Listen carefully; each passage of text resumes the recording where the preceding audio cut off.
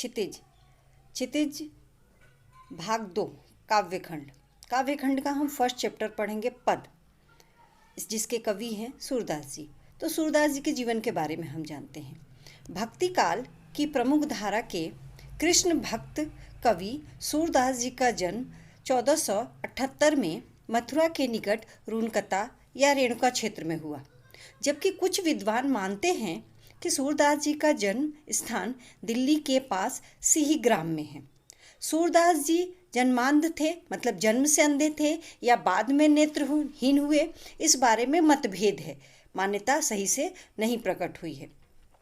एक मान्यता के अनुसार सूरदास जी मंदिरों में भजन कीर्तन किया करते थे, जिसके कारण उनकी ख्याति जगह जगह फैल गई। एक बार जंगल से गुजरते समय सूरदास जी सूखे कुएं में गिर गए। तब स्वयं श्री कृष्ण ने इन्हें कुएं से बाहर निकालकर इन्हें दिव्य दृष्टि प्रदान की। वह महाप्रभु बल्लवाचार्य के शिष्य थे, जो अष्टछाप कवियों में प्रमुख माने जाते हैं। सन 1583 में पारसौली में सूरदास जी का निधन हो गया। तो ये तो जाना हमने उनके परिचय के बारे में। अब जानते हैं हम उनकी रचनाओं के बारे में। सूरदास के सभी पद कृष्ण से संबंधित हैं। उनकी प्रमुख रचनाएं हैं सुरसागर, सुरसरावली और साहित्य लहरी। सुरसागर सबसे लोकप्रिय रचना है। कहा जाता है सुरसागर में 1.25 लाख पद से मात्र 10,000 ही पद मिलते हैं। अब जानते हैं हम सूरदास जी की भाषा शैली। उनकी भाषा क्या थी? सूरदास ब्रज भाषा के कवि थे। सूरदास जी वात्यशल और श्रृंगार रस के श्रेष्ठ कवि माने जाते हैं। सूरदास जी की भाषा सरल, सहज, स्वाभाविक, मधुर से परिपूर्ण ब्रज भाषा है, जिनमें अलंकारों का प्रयोग अत्यंत सुंदर ढंग से किया गया है। तो ये तो जाना हमने उनके जीवन परिचय के बारे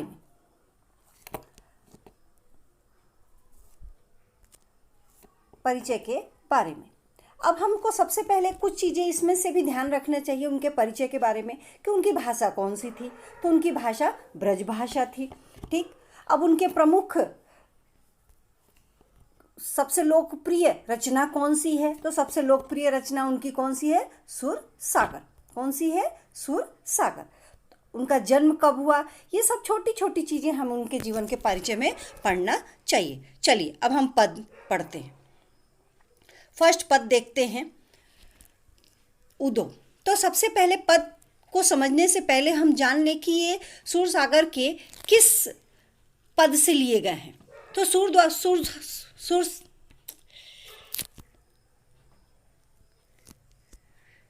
सुरसागर द्वारा रचित सुरसागर के भ्रमण गीत से यहाँ 4 पद लिए गए हैं। हम जो 4 पद पढ़ेंगे, इसमें आपके ये जो पद चैप्टर है, इसमें 4 पद हैं। तो यहाँ सुरसागर के भ्रमण गीत से ये चार पद लिए गए हैं। अब इसके कुछ थोड़ी सी बातों को हम जान लेते हैं कि श्री कृष्ण ने मथुरा जाकर गोपियों से कोई संदेश नहीं भेजा, जिसके कारण गोपियों की विरह वेदना और अधिक बढ़ गई। श्री कृष्ण ने अपने मित्र उद्धव के माध्यम से गोपियों के पास निर्गुण ब्रह्म एवं योग का संदेश भेजा। तो यहाँ उद्धव और गोपियों के बीच में जो वार्तालाप हो रही है, इसका वर्णन किया गया है। तो गोपियों ने उद्धव को भ्रमण मतलब भौरा का उदाहरण देकर यहाँ पर बात कहा गया है। अब हम जानते हैं पद के बारे में। पद पढ़ते हैं। उद्धव मतलब उद्धव। उद्धव मतलब उद्धव। तुम हो अति बड़भागी। बड़भागी मतलब क्या होता है? भाग्यवान, भाग्यशाली, सौभाग्यशाली, ऐसे शब्दों का प्रयोग किया गया है। उद्धव मतलब उद्धव। तुम हो मतलब हो, अति मतलब बहुत, अति मतलब बहुत, और बड़भागी मतलब भाग्यवान। अपरस रहा रहत स्नेह तगाते, नाहिन मन अनुरागी। अपरस शब्द का मतलब क्या होता है? अछूता। रहत मतलब रहता है, स्नेह मतलब स्नेह, तगा मतलब धागा, बंधन। ठीक। नाहिन मतलब नहीं, नाहिन मतलब नहीं। अनुरागी मतलब प्रेम से भरा हुआ, प्रेम से भरा हुआ। तो यहाँ पर उद्धव को क्या कहा गया है? बड़भागी, भाग्यशाली। अब थर्ड लाइन हम देखते हैं, पुरैन पात रहत जल भीतर। गोपियाँ कुछ उदाहरण देते हुए समझा रही हैं यहाँ पर, पुरैन पात रहत जल भीतर। तो पुरैन पात का मतलब होता है कमल का पत्ता। क्या होता है? कमल का पत्ता। रहत मतलब रहता है, कहाँ रहता है? जल के भीतर।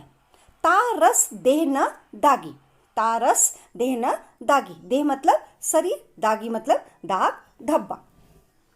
प्रीति नदी में पाँव न बुरियो, प्रीति नदी का मतलब प्रेम की नदी, पाँव मतलब पैर, बुरियो मतलब डुबोया, बुरियो मतलब डुबोया।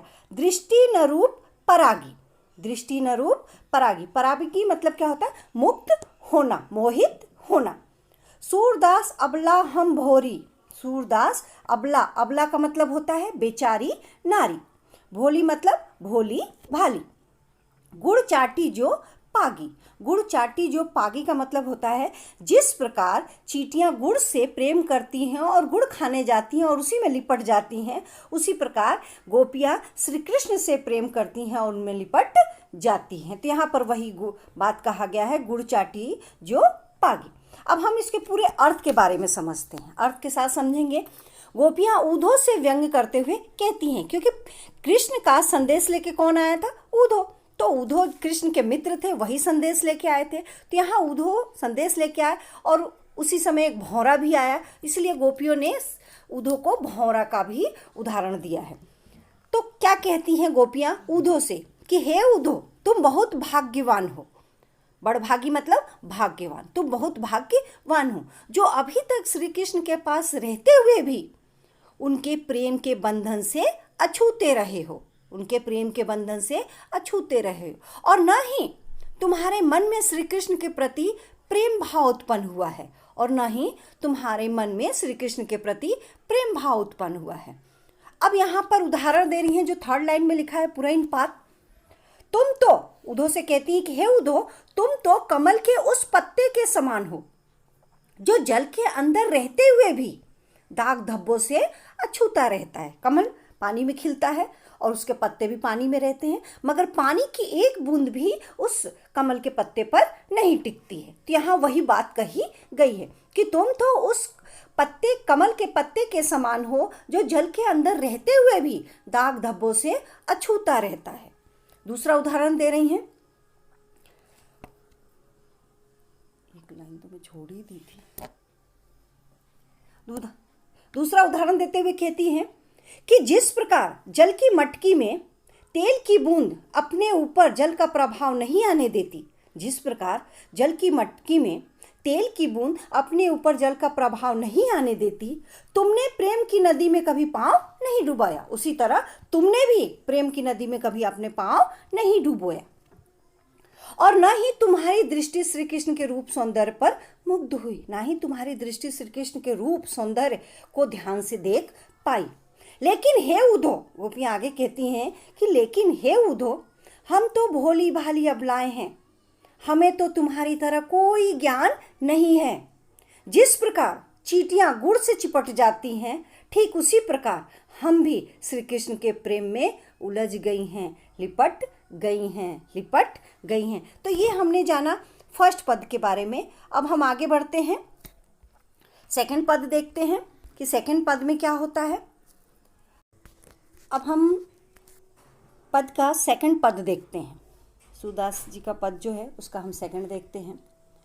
मन की मन ही माज रही, कहिए जाई कौन पे उधो, नाही परत कहीं, औधी आधार आसावन की, तन मन व्यथा सही। अब इन जोग संदेशनी सुनी सुनी, बिरहिनी विरा दई, चाहती होती गुहारी जितही ते, उत्ते धार बही, सूरदास अब धीर धरही, क्यों मर्यादा न लही। तो ये हमने पंक्ति पढ़ा, अब अर्थ के साथ समझते हैं। मन की मन ही माज रही, मन मतलब मन की बात मन के अंदर ही रहना। तो माज मतलब क्या होता है? अंदर, अंदर में। कहिए जाई पे कौन पे उधो, मतलब किससे जाकर हम कहें उधो। ना ही परत कहीं, मतलब कोई भी प्रेम की भाषा नहीं समझता। अवधि मतलब समय, आधार मतलब आधार, आस मतलब आशा, आवन मतलब आने की, तन मन व्यथा सही मतलब तन और मन दोनों से, व्यथा मतलब विथा मतलब व्यथा, सही मतलब सहा दुख को सहन किया। अब इन जोग संदेशनी, अब इन जोग संदेशनी, जोग संदेशनी का मतलब होता है योग के संदेशों को, ये योग के संदेशों को, सुनी सुनी मतलब सुन सुनकर। विरहिणी मतलब वियोग में जीने वाली, विरह मतलब विरह की आग में, दही, दही मतलब जलना, विरह की आग में जलना। चाहती मतलब चाहते हैं, हुती मतलब थी, गुहारी मतलब रक्षा के लिए पुकारना, जितही से मतलब जहाँ से, ते, जितही ते मतलब जहाँ से, उत मतलब उधर से, धार मतलब योग की धारा, बही मतलब बह निकली। सूरदास अब धीर, धीर मतलब होता है धैर्य, धरही मतलब धारण करें रखें। क्यों, मर्यादा मतलब मर्यादा, लही मतलब रही, लही मतलब रही। अब इसके अर्थ को हम समझते हैं। उधो, गोपियां जो हैं उधो से कहती हैं, उधो ही लेके आए थे संदेश, तो गोपियां अपने मन की बात सारी किससे कह रही हैं, उधो से।